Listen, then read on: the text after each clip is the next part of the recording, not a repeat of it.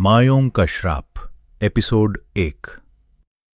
ठंडी हवा तेजी से पहाड़ों के बीच बह रही थी। असम की शामें कुछ अलग होती हैं। सूरज जैसे ही पहाड़ों के पीछे छुपता है, चारों तरफ एक अजीब सा सन्नाटा फैल जाता है। गुवाहाटी से लगभग 40 किलोमीटर दूर एक छोटा सा कॉलेज था, घने जंगलों और पहाड़ियों के बीच बना हुआ। ये वही जगह थी जहां उस दिन पहली बार रुद्र सिंह पहुंचा था। रुद्र दिल्ली का रहने वाला था। लंबा कद, तेज आंखें और आत्मविश्वास से भरा हुआ चेहरा। उसने अभी अभी इस कॉलेज में एडमिशन लिया था। बस से उतरते ही उसने चारों तरफ नजर दौड़ाई। चारों तरफ हरियाली थी, दूर दूर तक फैले पहाड़ और बीच में घना जंगल। दिल्ली की भीड़ और शोर से बिल्कुल अलग। रुद्र ने बैग कंधे पर डाला और हॉस्टल की तरफ चल पड़ा। हॉस्टल के सामने पहुंचते ही उसने देखा कि कुछ लड़के बाहर खड़े बातें कर रहे थे। उनमें से एक लड़का आगे आया। उसने मुस्कुराकर कहा, नया एडमिशन? रुद्र ने सिर हिलाया। हां। लड़का हंस पड़ा। तो भाई, स्वागत है तुम्हारा इस रहस्यमयी कॉलेज में। रुद्र ने भौहें चढ़ाईं। रहस्यमयी?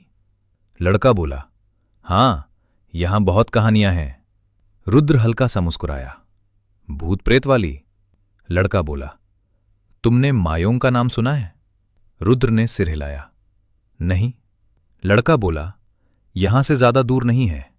लोग कहते हैं कि वो जगह भारत की ब्लैक मैजिक कैपिटल है। बाकी लड़के भी अब ध्यान से सुनने लगे। वहां तंत्र मंत्र, जादू टोना सब कुछ होता था। रुद्र हंस पड़ा। ये सब कहानियां होती हैं। लड़का बोला, तुम्हें अभी लगता होगा कि ये सब झूठ है, लेकिन यहां कुछ चीजें ऐसी हैं जिन्हें समझाना मुश्किल है। रुद्र ने कंधे उचकाए। मैं इन सब चीजों पर विश्वास नहीं करता। लड़का मुस्कुराया। ठीक है, 2 हफ्ते यहां रहो, फिर बात करेंगे। इतना कहकर उसने हाथ बढ़ाया। वैसे मेरा नाम रितेश है। रुद्र ने हाथ मिलाया। रुद्र। दोनों अंदर हॉस्टल की तरफ चल पड़े। अगले कुछ दिन जल्दी ही गुजर गए। रुद्र अब कॉलेज के माहौल में ढलने लगा था, लेकिन उसे एक चीज अजीब लगती थी। शाम होते ही पूरा इलाका बदल जाता था। जंगल की तरफ से अजीब सी आवाजें आने लगती थीं। कभी किसी जानवर की चीख, कभी पेड़ों के बीच हवा की अजीब सरसराहट। और सबसे अजीब बात, शाम के बाद कोई भी छात्र कॉलेज के पीछे वाले जंगल की तरफ नहीं जाता था। एक दिन रुद्र ने रितेश से पूछा, सब लोग उस जंगल से इतना डरते क्यों हैं? रितेश ने थोड़ा गंभीर होकर कहा, क्योंकि उस जंगल के बारे में कहानियां हैं। किस तरह की कहानियां? रितेश ने धीरे से कहा, लोग कहते हैं कि वहां किसी की आत्मा भटकती है। रुद्र हंस पड़ा। तुम भी इन बातों पर विश्वास करते हो? रितेश बोला, मैंने खुद कुछ नहीं देखा, लेकिन गांव वाले उस जगह के बारे में बहुत अजीब बातें बताते हैं। रुद्र कुछ कहने ही वाला था कि तभी उसकी नजर सामने पड़ी। कॉलेज के गेट के पास एक लड़की खड़ी थी। हल्के नीले रंग का सूट, लंबे खुले बाल और चेहरा बिल्कुल शांत, लेकिन उसकी आंखों में एक अजीब सी गहराई थी। रुद्र की नजर उस पर टिक गई। वो कौन है? रितेश ने मुड़कर देखा, फिर धीरे से बोला, वो सिया बरुआ है। कौन? यहीं पढ़ती है। तुम उसे जानते हो? रितेश ने कंधे उचकाए। थोड़ा बहुत। रुद्र ने फिर लड़की की तरफ देखा। सिया धीरे धीरे कॉलेज के अंदर जा रही थी। रुद्र बोला, अजीब सी लड़की लग रही है। रितेश हंस पड़ा। अजीब तो है। क्यों? रितेश बोला, वो किसी से ज्यादा बात नहीं करती। और वो हमेशा सूरज ढलने से पहले गायब हो जाती है। रुद्र ने भौहें चढ़ाईं। मतलब शाम के बाद तुम उसे कभी नहीं देखोगे। कुछ दिन बाद रुद्र लाइब्रेरी में बैठा पढ़ रहा था। तभी सामने वाली कुर्सी पर कोई बैठा। रुद्र ने सिर उठाया। वो सिया थी। वो चुपचाप किताब खोलकर पढ़ने लगी। कुछ देर तक दोनों चुप रहे। फिर सिया ने बिना सिर उठाए कहा, तुम नए हो यहां? रुद्र थोड़ा चौंका। हां। सिया ने पूछा, दिल्ली से आए हो? रुद्र ने हैरानी से कहा, तुम्हें कैसे पता? सिया हल्का सा मुस्कुराई। यहां आने वाले ज्यादातर नए छात्र दिल्ली से ही होते हैं। कुछ पल दोनों चुप रहे। फिर सिया ने धीरे से कहा, यह जगह तुम्हें कैसी लग रही है? रुद्र बोला, अच्छी है, बस लोग थोड़े अजीब हैं। सिया ने पहली बार उसकी तरफ देखा। अजीब? हाँ, सब जंगल से डरते हैं। सिया कुछ पल चुप रही, फिर बोली, कभी कभी डरना गलत नहीं होता। रुद्र हंस पड़ा, मुझे किसी चीज से डर नहीं लगता। सिया ने उसकी आंखों में देखते हुए कहा, हर इंसान को किसी न किसी चीज से डर लगता है। उसकी आवाज में अजीब गंभीरता थी। कुछ पल दोनों चुप रहे, फिर रुद्र ने पूछा, एक बात पूछूं? पूछो।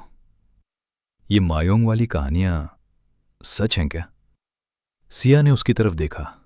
उसकी आंखों में अचानक गंभीरता उतर आई। कुछ कहानियां सिर्फ कहानियां नहीं होती।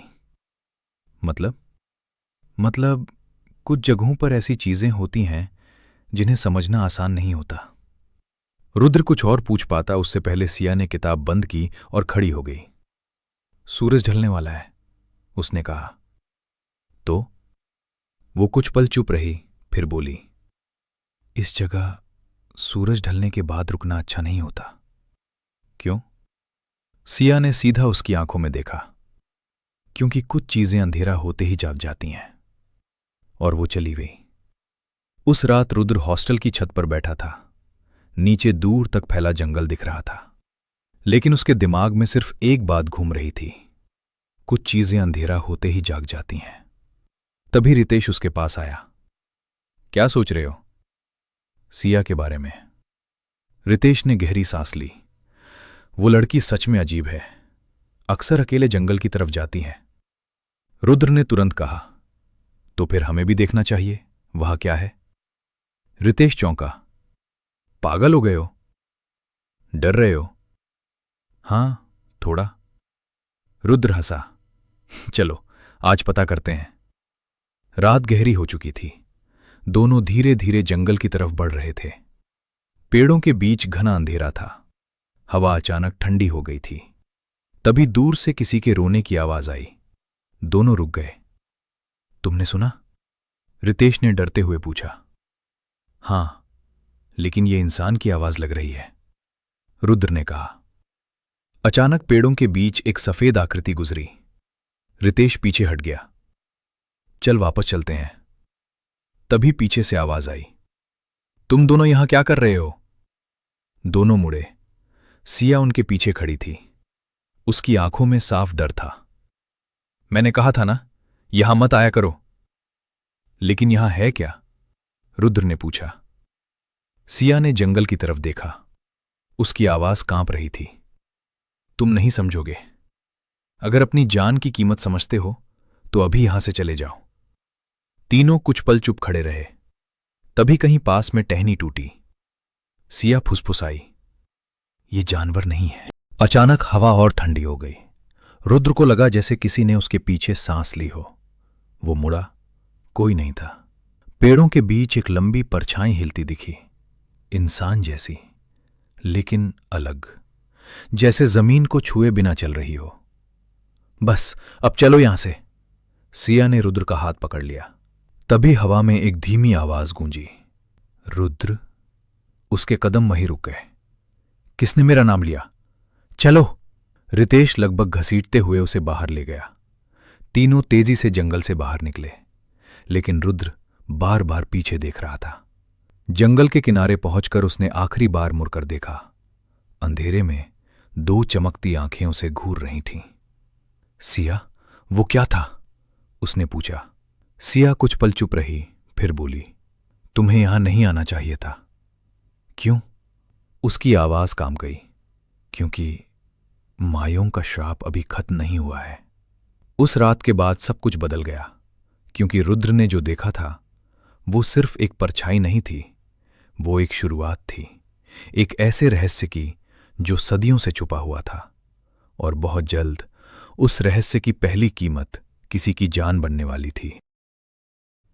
अगर आपको ये कहानी पसंद आई हो और आप ऐसी ही रहस्यमय, सच के करीब पहुंचती कहानियां सुनना चाहते हैं, तो चैनल स्टोरी बॉक्स सच के करीब कहानियां को लाइक, सब्सक्राइब और शेयर जरूर करें।